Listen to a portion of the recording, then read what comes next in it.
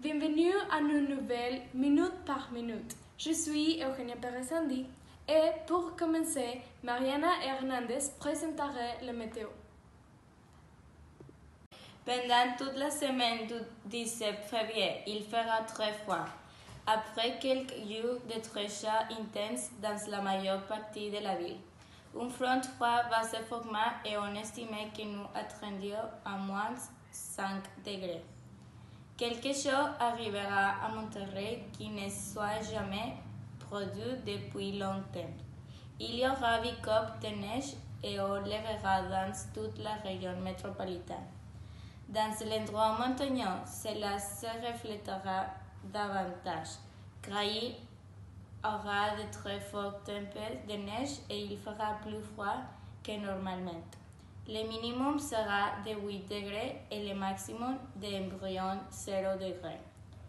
Il est recommandé de les laisser très chauds partout, d'utiliser tout ce qui est nécessaire pour être confortable et bien enveloppé. À l'heure actuelle, il est très probable qu'il existe de nombreuses maladies, telles que le rhume et les maladies des voies respiratoires. Je vais parler d'une nouvelle internationale quelque intéressante. L'ancien président de Starbucks, Howard Schultz, se présentera comme candidat à la présidence aux élections qui auront lieu en 2020 aux États-Unis.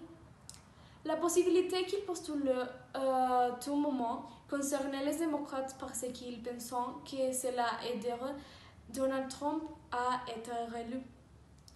Schultz, qui a dirigé la société pendant 10 ans, pensait que Donald Trump n'est pas qualifié pour être président, mais les démocrates pensent que sa candidature aidera Trump car elle entraînera une division des votes progressistes entre les candidats démocrates et lui.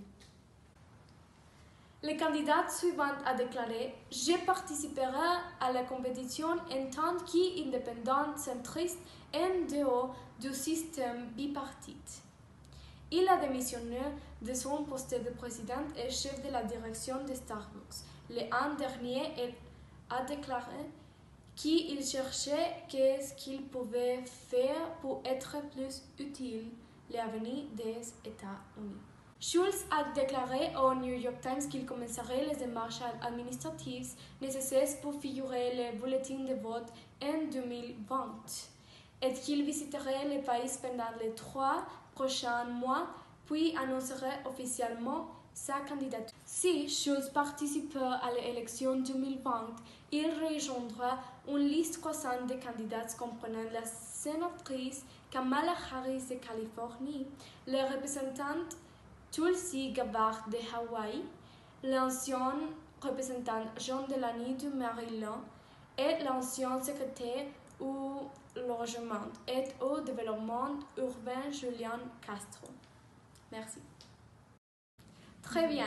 Maintenant, nous allons passer avec Devani Gonzalez qui nous présentera une nouvelle sur l'économie. Et bien, maintenant, nous continuons avec Dani Martelotto pour parler de la société. Les autorités de Nouvelle-Orléans ont indiqué que, conformément aux réformes du droit de l'embarquement, à partir du 25 janvier 2020, sera interdit de vendre des papiers en polyéthylène, polypropylène et polyconférence de presse. Martin Mendoza, sous-secrétaire à la protection de l'environnement, a déclaré que cette loi a été ajoutée sous le nom 46 le 25 janvier dernier. Cette loi appliquera pour restaurants, bars et cafés.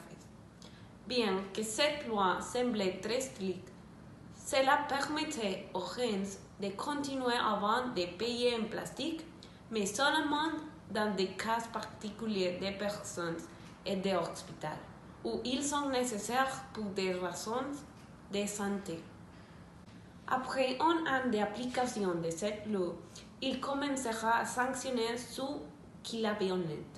Ainsi, les magasins, les restaurants et tous les commerçants concernés auront le temps de remplacer leurs stratégies pour se confirmer de manière satisfaisante à cette loi.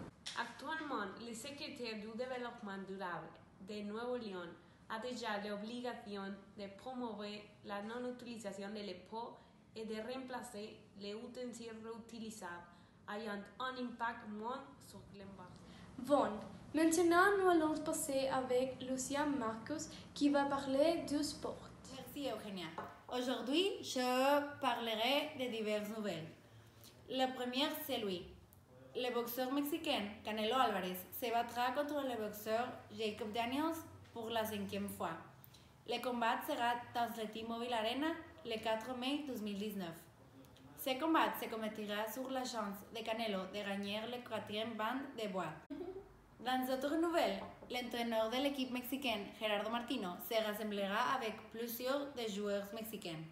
Le prochain jeudi, il arrivera à Los Angeles pour parler avec Carlos Vela, pour le convaincre de jouer avec la sélection.